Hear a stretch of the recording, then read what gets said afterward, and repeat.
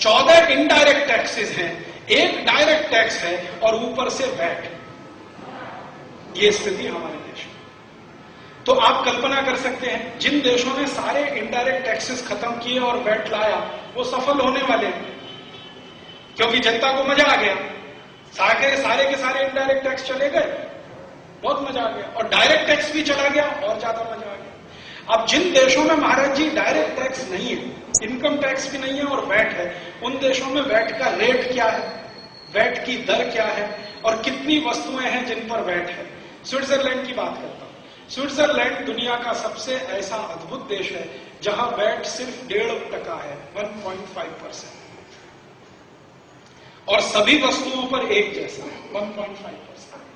माने 100 रुपए का माल बनाइए, ₹1.50 टैक्स में दे दीजिए, बात खत्म हो गई। और सिंगल पॉइंट है महाराज जी, एक बार के उत्पादन पर आप ₹1.5 भर दीजिए 100 रुपए के माल में, उसके बाद जिंदगी भर के लिए भूल जाइए।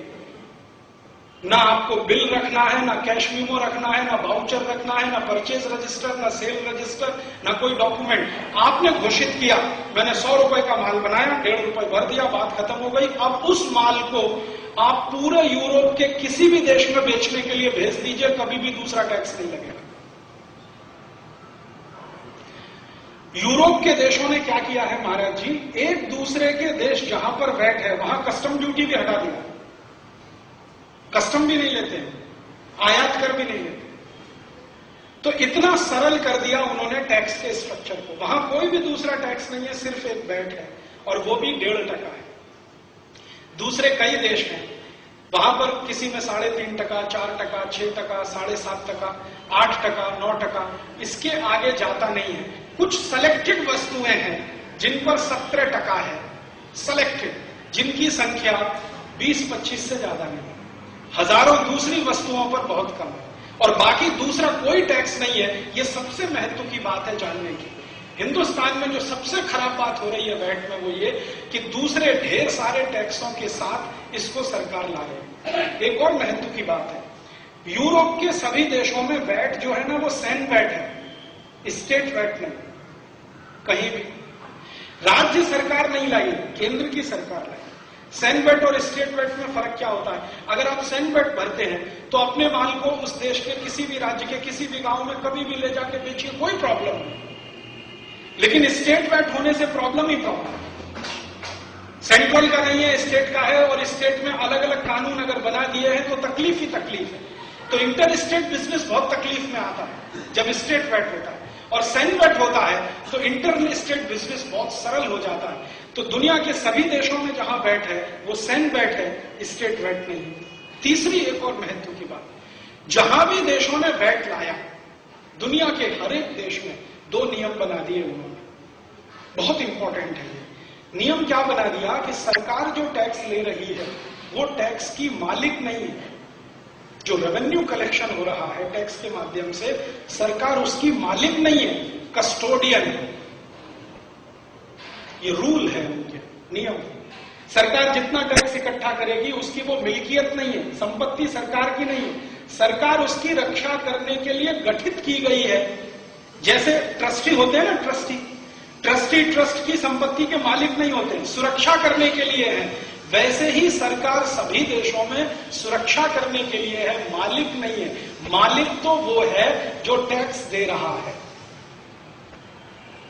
तो वहां नियम क्या बना, जब सरकार कस्टोडियन हो गई और टैक्स पेयर मालिक है, तो मालिक को जब भी जरूरत होगी तो पूरा टैक्स वापस होगा। ये नियम है सभी यूरोप के देशों में, लैटिन अमेरिका में भी।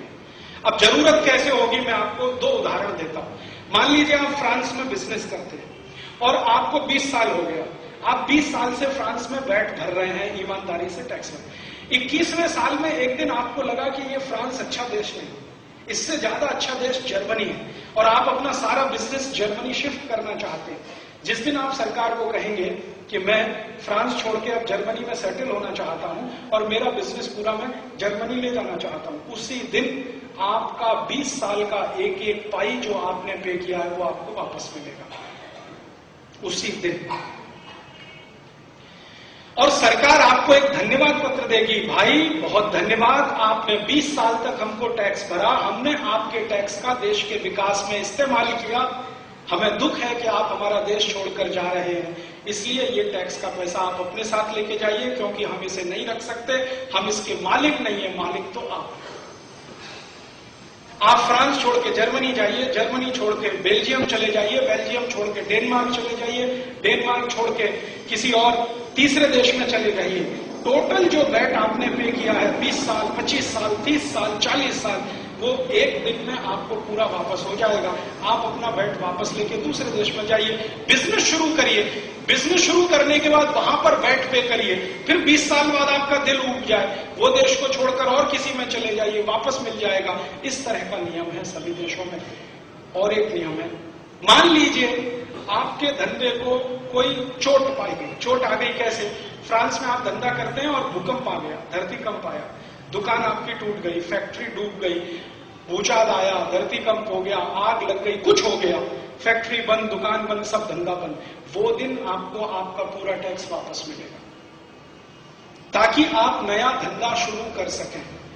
और नया धंधा शुरू करने में 3 साल तक सरकार आपसे टैक्स नहीं लेगी, 3 साल बाद आपसे फिर टैक्स लिया जाएगा। ये 2 नियम हैं। भारत में ऐसा कोई नियम नहीं है और अगले 500 साल बनेगा उसकी कोई कल्पना नहीं।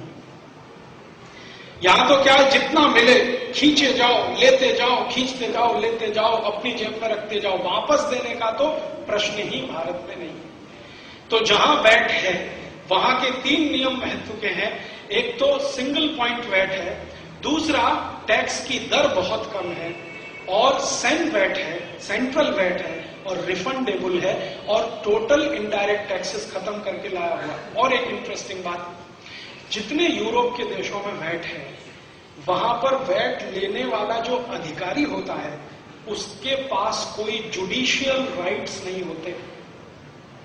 जुडिशियल राइट्स का मतलब क्या, मैं आपको समझाता हूं। जुडिशियल राइट का मतलब है आपको जेल भेज देने का अधिकार, जुडिशियल राइट है।